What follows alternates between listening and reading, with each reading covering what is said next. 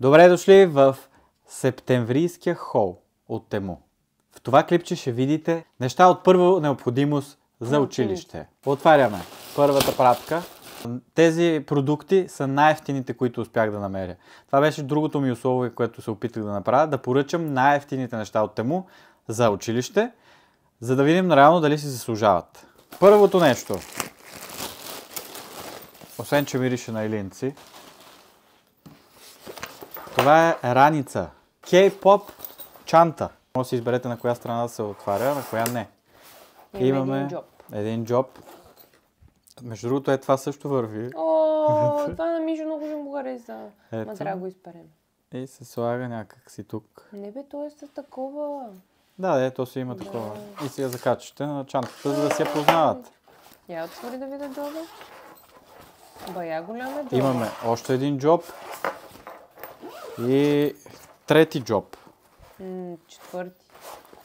Ципа добре се отваря. Ого, добре. Само да ви кажа, че тази раница ще стане огромна. Тук имаме една тетрадка. Тук има за лаптоп. Има даже такова отзад меко за лаптопа, да не се... Я да видим. Като влезе на една тетрадка вътре. Да ви покажа само. Много е готина. Да, ето А4. Влиза преспокойно вътре, значи тук поне всички учебници ще влезнат. Да. И даже има място за шишеви страни. Но честно казано, това е най-скъпата. Така ли? От всичките пратки, тази трябва да е 7 паунд, значи това са 15 лева. Следващото нещо. Втора раница. Така, започваме явно с раниците, защото са най-големи. Това е раница Fashion. Пише Fashion. Има отзад на гърба някакво човече. Това е този Майк Вазовски. На него прилича, да. Другия, как се каже, Съли? Така, имаме два джоба за... Ще кажа бутилки, ама не е за бутилки, защото отстрани има за бутилки. И от двете страни. На материя е хубава. Колко струва тази раничка, докато... Не, на материя не е толкова. Не е толкова като другата. Другата... Тази е повече като текстил и сякаш ще пропуска. Докато другата е такава мазна материя, дето сякаш няма да пропуска. Тази е 9,39. Да, значи за 9,39. Отвътре е друг цвят. Има две разделения и това е. Чакай, ето на размера да видите. Другата е доста по-добра. О, това е определено. Той на размер по-малка е. Определено е по-малка. Има по-малко джобове. Готина е като графитите, които са отгоре. Като шарка готина. Как се казва? Казва се графити. Нещо графити. Между другото, в описанието може да намерите линкове за всичките неща. Иначе това ми хареса. Детайла, който е тук, вижте, има джобче и ето тук. Добре, това реално за какво? Това му е полза. Тук има едно джобче, дето не го показахме. Но реално на това няма смисъл от него. Защото тук може да се заключи ето така. Но реално като я отвориш, тук вътре няма джоб. Не, тази не си заслужава. Тетрадки, 4 броя. Колко струва? 4,24. 4,24. 4,24? Демек, това ви е по 1,6. 2 лева на тетрадка. Никакъв шанс. От сега ви казвам не. Тя е и рециклирана хартия. Не, че е лошо това. Няма, вижте колко е тънка. Искам само... Готини цветове са, обаче искам само да виж колко е тънка. То отзад си пише 40 листа. 40 листа. Не. Добре. Най-евтините тетрадки съм избирал. Това са и едни от бестселърите. 30 броя писалки. Ти кажеш ли колко струват? И тези са gel pens. Вижте какво има, я покажи там. Искам да ти кажа, че тук не идва светлината и е малко тъмничко, но има като тапичка отгоре. Вече няма тапичка. Това е писец. Gel pen пише. Това е с гел. Аз си мислех, че е бол пен. О, не, аз не харесвам такива. Аз не мога да пиша. Ако харесвате да пишете с писци, тогава върши работа. Защото колко струват? 3,13. 3,13. Ако харесвате писци, заслужават се, защото са по 10 стотинки на писец. Което е супер. Следващото нещо. Раница. Още една раница. Да знаете, всичко това ще се дари. О, тая е много яка. Така. Най-обикновена раница. Да, ама я пипни. Това е водоустойчиво. Тая. Юна е водоустойчива. Така. Това е за по-големите ученици. Това, да, обаче, вижте какво има тук отзад. Скрит джоб. Вау. Циповете работят, между другото, да. Имаме един джоб отзад, един джоб отпред, един вътре с разделение. Едно, две и е голяма. И отстрани имате, където е водата, за да стягате водата. готино е. Това колко струва? Под 20 лева е това. Да. Според мен тази е готина за по-големи ученици, които искат да са вече да няма шарки, да няма детски работи. Това е най-обикновена раница, която върви с всичко. Готина е. Продължаваме нататък. Несесера за химикалчици. Може да изсипем химикалчиците в несесера. Това е несесерче за 2 лева. Ще събере всички 30. Ще събере ли според теб 30? Та-да!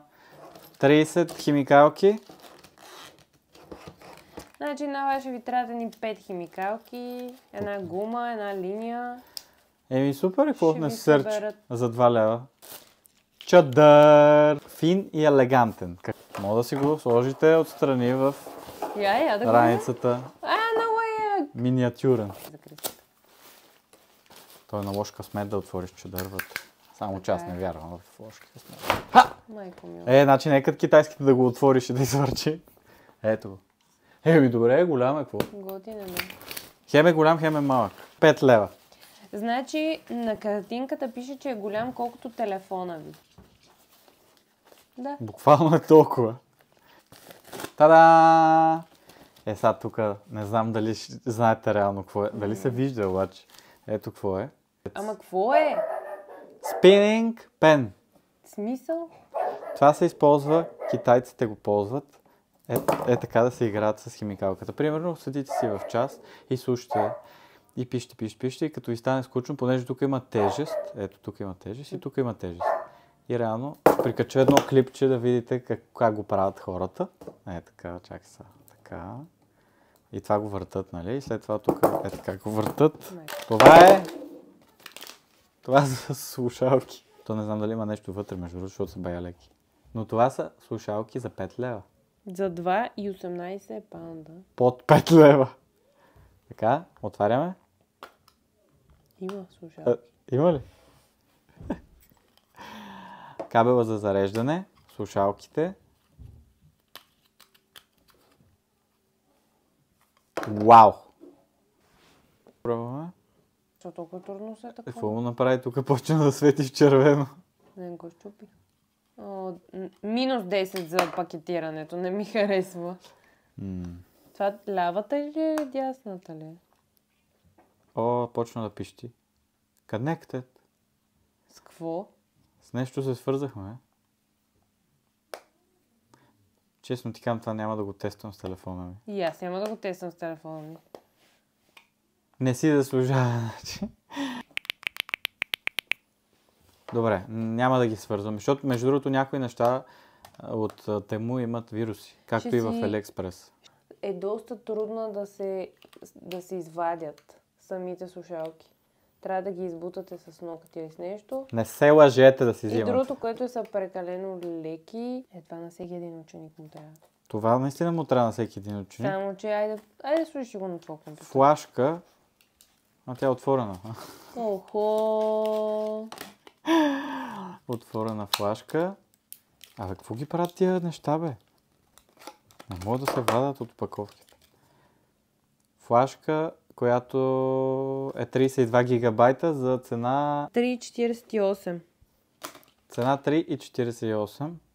Ето е флашката. Не е 32 гигабайта, между другото. Що? Защото преди съм си взимал и просто исках да покажа и да кажа на хората, че преди съм си взимал от китайските флашки 1 терабайт флашка и когато почнах да зареждам файлове, когато стигнах 100 мегабайта, ми каза, че е пълна вече. Пише, че е 3, защото е и синьо. Това е най-бързото. Обаче не е 3. Та исках да кажа, не си поръчвате оттам или поне ако си поръчвате, трябва да е марка някоя, която... Трябва да са прозрачни листчета, не листчета. Как така прозрачни? И такива неща ти не си... Това е отгоре. Да, това е отгоре. А? Супер яко, нали? Само, че не им лепи лепилото. Тиксото не им работи. Добре. Слагате го отгоре.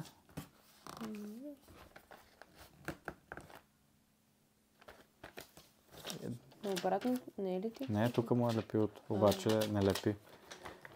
И какво така, може да си прекопираш някакви неща ли? Добре, нека пробваме Storylis. Може би първият е такова. Не, просто може да си маркираш в книжка или в учебник, вместо да пишеш на учебниците, защото те учебниците ги дават на втора ръка.